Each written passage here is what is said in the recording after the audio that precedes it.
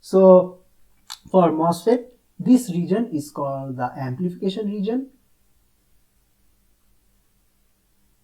and this is the short circuit region. Okay.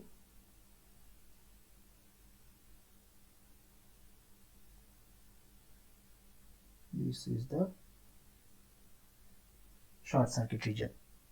Alright, so up to now we have refrained from telling you the names of these regions for MOSFET. We know that for a BJT, the amplification region is called the active region, and the short circuit region is called the saturation region, right? But this naming is not the same for MOSFET. For a MOSFET, okay, for a MOSFET, the amplification region is called the saturation region. Okay, let me write that in another color.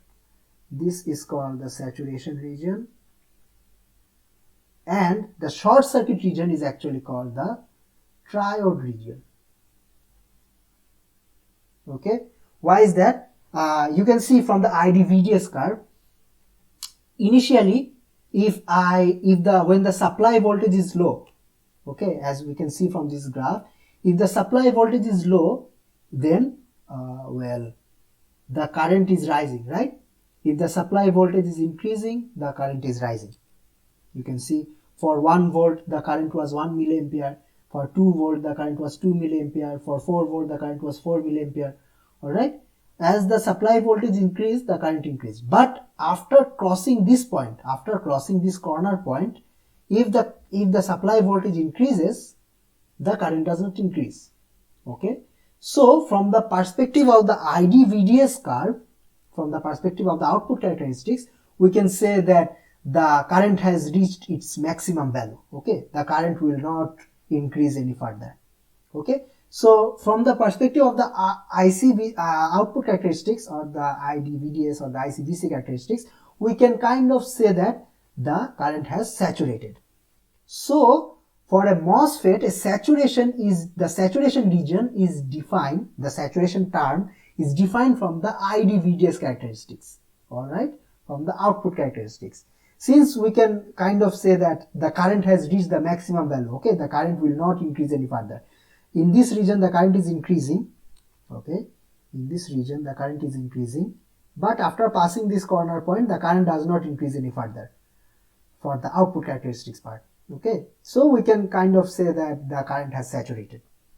Alright, so for a MOSFET, the saturation region is defined from the output characteristics or the IV characteristics. Okay, but in the case of a BJT, the saturation is defined from the transfer characteristics.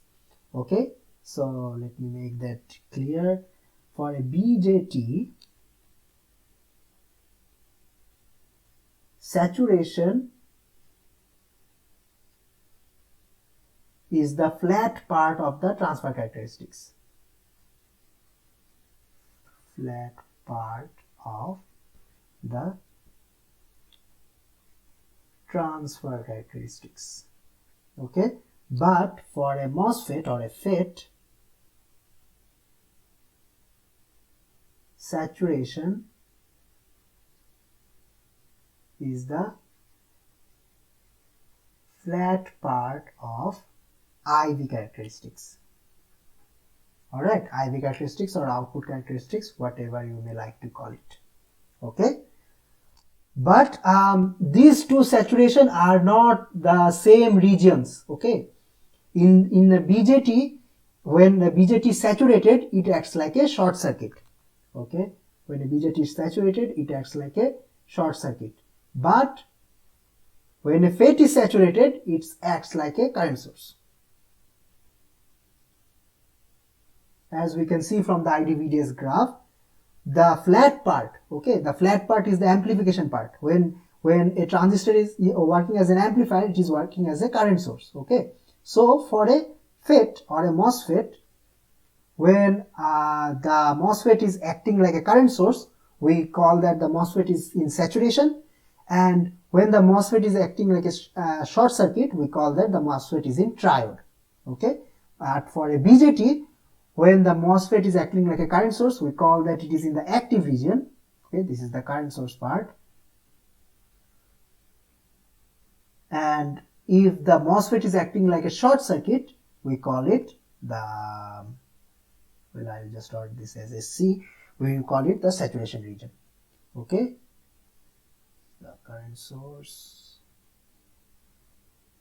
this is short circuit.